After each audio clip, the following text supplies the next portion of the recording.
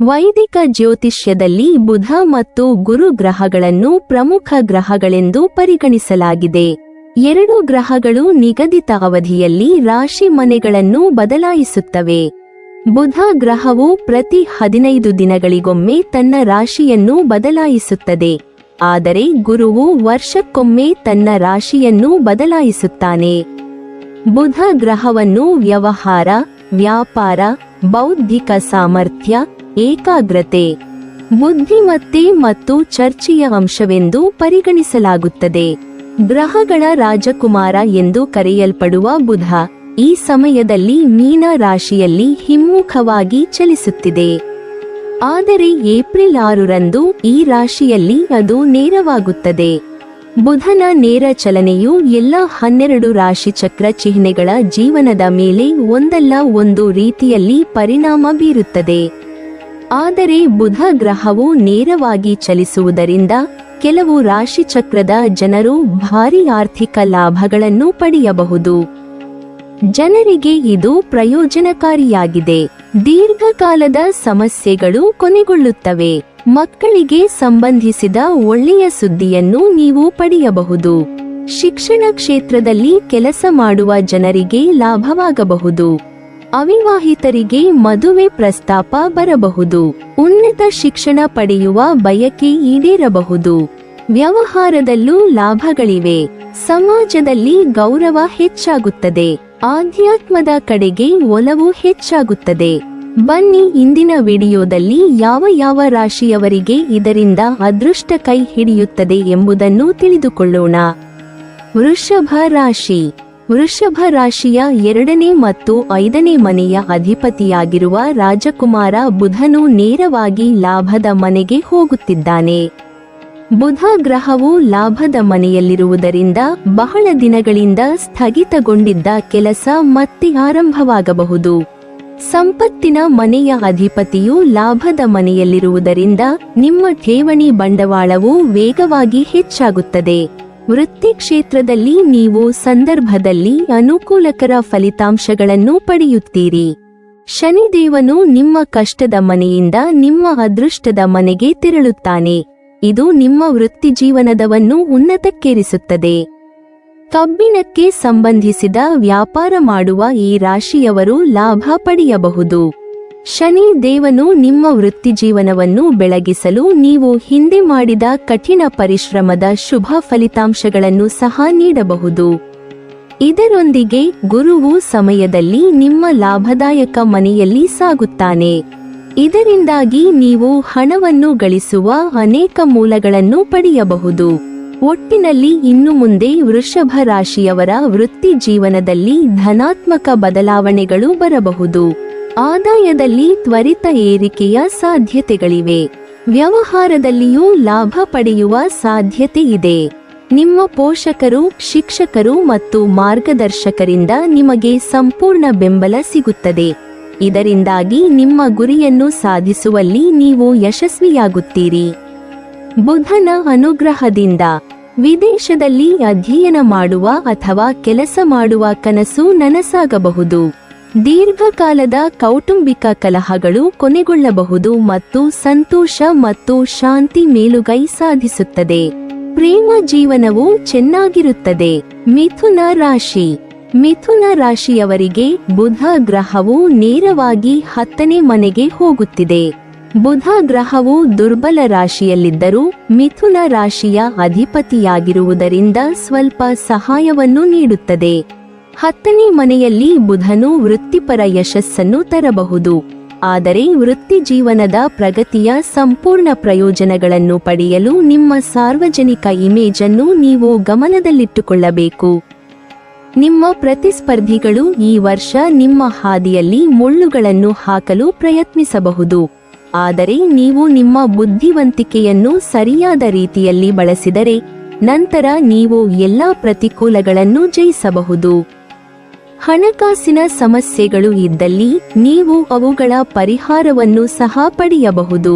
ಈ ಸಮಯದಲ್ಲಿ ಮನೆಯ ವ್ಯವಹಾರಗಳನ್ನು ಎಚ್ಚರಿಕೆಯಿಂದ ನಿರ್ವಹಿಸಲು ಕುಟುಂಬ ಜೀವನದಲ್ಲಿ ಸಾಮರಸ್ಯವನ್ನು ಕಾಪಾಡಿಕೊಳ್ಳಲು ಸಹಾಯ ಮಾಡುತ್ತದೆ.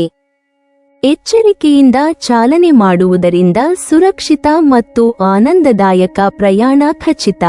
ಬುದ್ಧಿವಂತ ವ್ಯವಹಾರ ನಿರ್ಧಾರಗಳು ಆರ್ಥಿಕ ಲಾಭಗಳನ್ನು ತರಬಹುದು.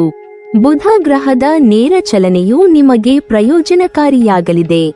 ಕುಟುಂಬ ಜೀವನದಲ್ಲಿ ಸಂತೋಷದ ಫಲಿತಾಂಶಗಳನ್ನು ಪಡೆಯುತ್ತೀರಿ. ನೀವು ಮನೆಯ ಜನರ ಭಾವನೆಗಳನ್ನು ಅರ್ಥಮಾಡಿಕೊಳ್ಳುವಿರಿ ಮತ್ತು ಮನೆಯ ಸದಸ್ಯರು ನಿಮ್ಮ ಭಾವನೆಗಳನ್ನು ಗೌರವಿಸುತ್ತಾರೆ. ಮಿಥುನ ರಾಶಿಯವರ ಕುಟುಂಬದಲ್ಲಿಯೂ ಸಹ ಶುಭ ಕಾರ್ಯಗಳು ನಡೆಯಬಹುದು. ಈ ರಾಶಿಚಕ್ರದ ಸ್ಥಳೀಯರು ಪೂರ್ವಜರ ಆಸ್ತಿಯಿಂದ ಲಾಭ ಪಡೆಯಬಹುದು. ಈ ರಾಶಿಯ ಜನರು ತಂದೆಯೊಂದಿಗೆ ಉತ್ತಮ ಸಮಯವನ್ನು ಕಳೆಯಬಹುದು. ಅವರು ತಮ್ಮ ತಂದೆಯೊಂದಿಗೆ ಒಟ್ಟಾಗಿ ವ್ಯಾಪಾರ ಮಾಡಿದರೆ ಲಾಭವನ್ನು ಪಡೆಯಬಹುದು. ಈ ರಾಶಿಚಕ್ರದ ವಿವಾಹಿತರ ಜೀವನದಲ್ಲಿ ಹೊಸ ಅತಿಥಿಯ ಪ್ರವೇಶವಿರಬಹುದು. ಮನೆಯ ವಾತಾವರಣವನ್ನು ಧನಾತ್ಮಕವಾಗಿಸಲು ನೀವು ಮಾಡುವ ಪ್ರಯತ್ನಗಳ ಮೂಲಕ ನೀವು ಶುಭ ಫಲಿತಾಂಶಗಳನ್ನು ಪಡೆಯುತ್ತೀರಿ. ಸಿಂಹ ರಾಶಿ. ಸಿಂಹ ರಾಶಿಯ ಜನರ ಜೀವನದಲ್ಲಿ ಅನುಕೂಲಕರ ಪರಿಣಾಮಗಳು ಕಂಡುಬರುತ್ತವೆ. ಬುಧ ಈ ರಾಶಿಯ ಜನರು ಎಲ್ಲಾ ಕ್ಷೇತ್ರಗಳಲ್ಲೂ ಅಪಾರ ಯಶಸ್ಸನ್ನು ಪಡೆಯಬಹುದು. ಇದರೊಂದಿಗೆ ಹಠಾತ್ ಆರ್ಥಿಕ ಲಾಭದ ಸಾಧ್ಯತೆಯಿದೆ.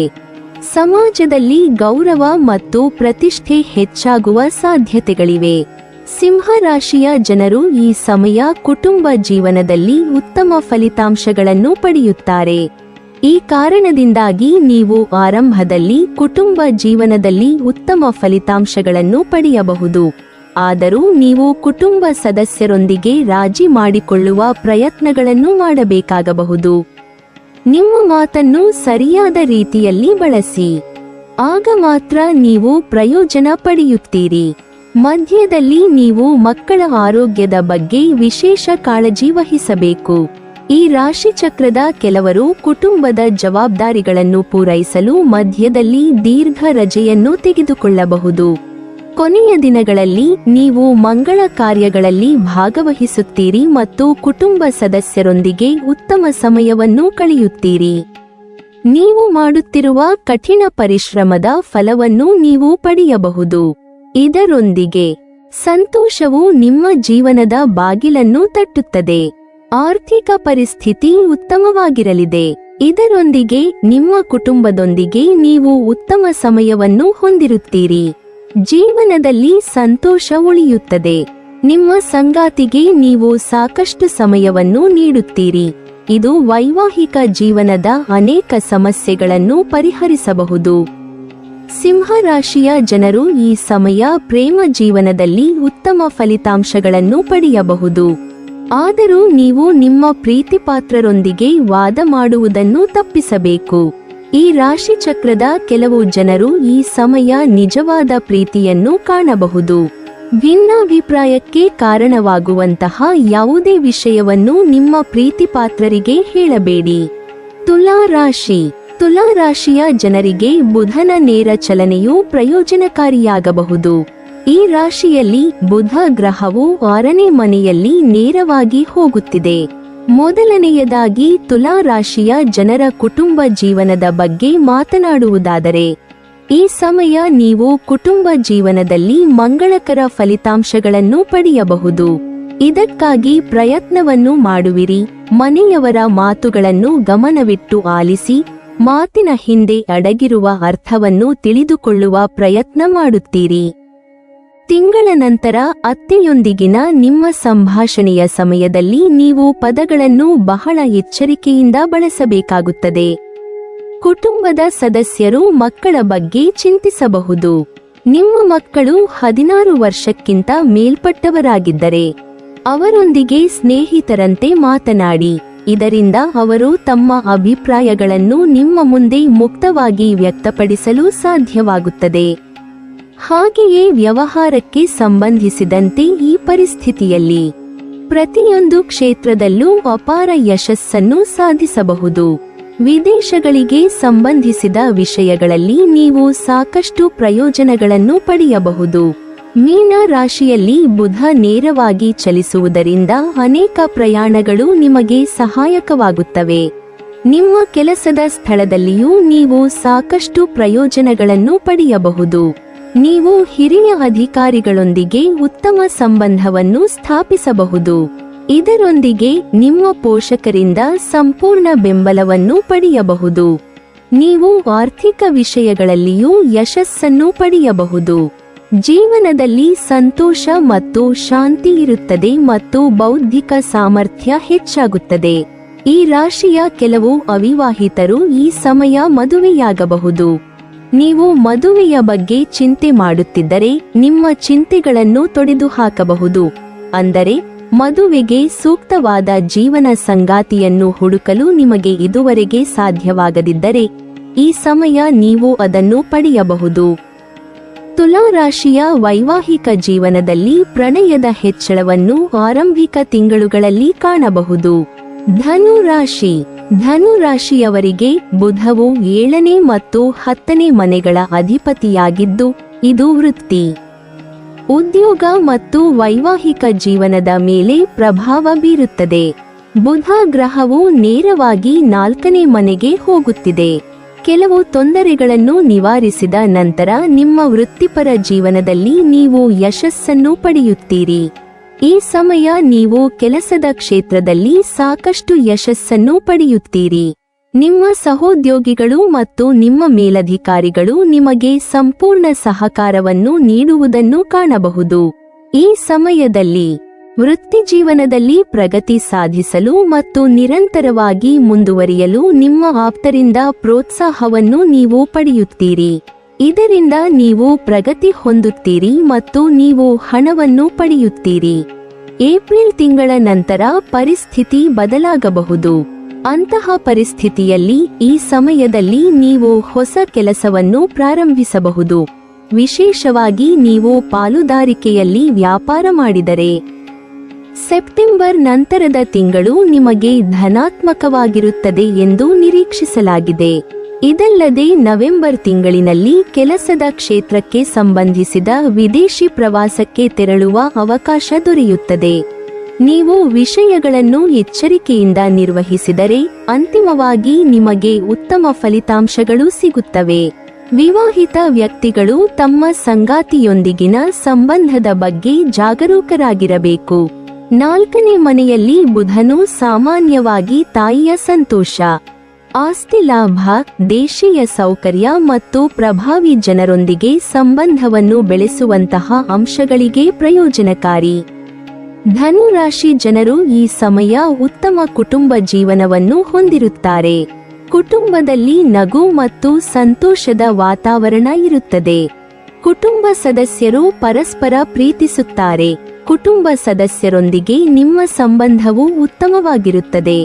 ಅಲ್ಲದೆ ಕುಟುಂಬದ ಜವಾಬ್ದಾರಿಯುತ ವ್ಯಕ್ತಿಯಾಗಿ ನೀವು ಎಲ್ಲ ಜನರಿಗೆ ಸಹಾಯ ಮಾಡಬೇಕು ಮತ್ತು ಪ್ರತಿ ತಿರುವಿನಲ್ಲಿಯೂ ಅವರೊಂದಿಗೆ ನಿಲ್ಲಬೇಕು.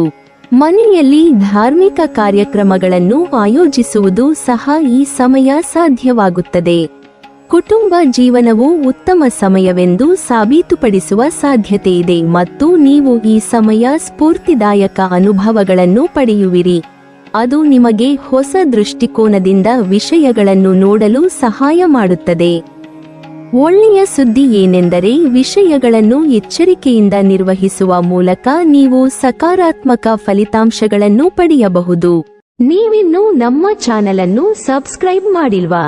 ಹಾಗಾದರೆ ಈ ಕೂಡಲೇ ನಮ್ಮ ಇಂದ್ರಜಾಲ ಚಾನೆಲ್ ಅನ್ನು ಸಬ್ಸ್ಕ್ರೈಬ್ ಮಾಡಿ ಮತ್ತು ಪಕ್ಕದಲ್ಲಿರುವ ಬೆಲ್ ಐಕಾನ್ ಅನ್ನು ಕ್ಲಿಕ್ ಮಾಡಿದರೆ ನಮ್ಮ ಹೊಸ ವಿಡಿಯೋಗಳನ್ನು ನೀವು ನೋಡಬಹುದು.